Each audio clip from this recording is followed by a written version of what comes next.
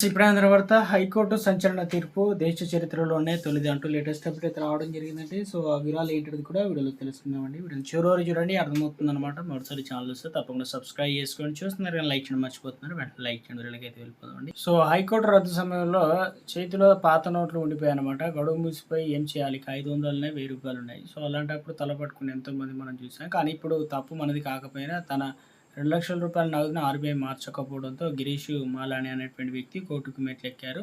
తాజాగా బాంబే హైకోర్టు నాగపూర్ ధర్మాసనం ఈ కేసులో ఇచ్చిన తీర్పు అయితే బాధితుడికి పెద్ద ఊరట లభించింది. ఏం చెప్తున్నారు? అసలు ఏం జరిగిందని చూసుకున్నట్లయితే పోలీసులు జప్తు, ఆర్‌బీఐ నిరాకరణ. కథ 2016 డిసెంబర్ 1న మొదలైంది. గిరీష్ మలాని తన వాహనంలో వెళ్తుండగా మున్సిపల్ ఎన్నికల తనిఖీలో భాగంగా పోలీసులు ఆయన దగ్గర ఉన్నటువంటి 2,00,000 నగదును అప్పట్లో చలామణిలో ఉన్న అంటే పాత 500 నోట్లను స్వాధీనం చేసుకున్నారు. అయితే ఆదాయ పన్ను శాఖ విచారణలో ఆ డబ్బు చట్టబద్ధమైందని తేలింది.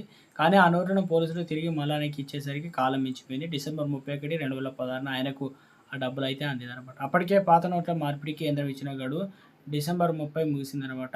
ఆర్‌బీఐ మేల్క కోర్టు ఆగ్రహం అనమాట. తన దగ్గర ఉన్నటువంటి పాత నోట్లను మార్చాలని మలాని ఆర్‌బీఐని కోరగా నిబంధన ఒప్పుకోవు అంటూ ఆర్‌బీఐ తిరస్కరించింది. ముఖ్యంగా పోలీసులు ఆ నోట్లను సీరియల్ నెంబర్లు రికార్డు చేయలేదని సాంకేతిక కారణాన్ని ఆర్‌బీఐ సాకు చూపిందనమాట.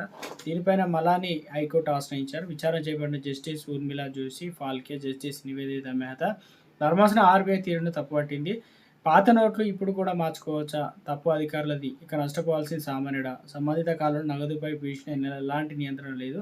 అధికారుల వద్ద డబ్బు ఉండిపోయినప్పుడు షరతులను కఠినంగా వర్తింపజేసి బాధితులను నష్టదాయక స్థితి ఉంచడం సరికాదు అని కోర్టు స్పష్టం చేసింది. అధికారులు తప్పు సామాన్యుడిని శిక్షించడం న్యాయం కాదని అభిప్రాయపడింది. కొత్త కరెన్సీ రిలీజ్ కారణంగా అదే అనమాట కోర్టు. ఇక గిరీష్ మలాని ఒక వారంలో తన వద్ద ఉన్న పాత 2,00,000 నగదును ఆర్‌బీఐ డిపాజిట్ చేయాలని, ఆర్‌బీఐ ఆ నోట్లను ధృవీకరించిన తర్వాత 7 వారాల్లోగా వాటికి సమానమైన కొత్త కరెన్సీని చలామణికి చెల్లించాలని.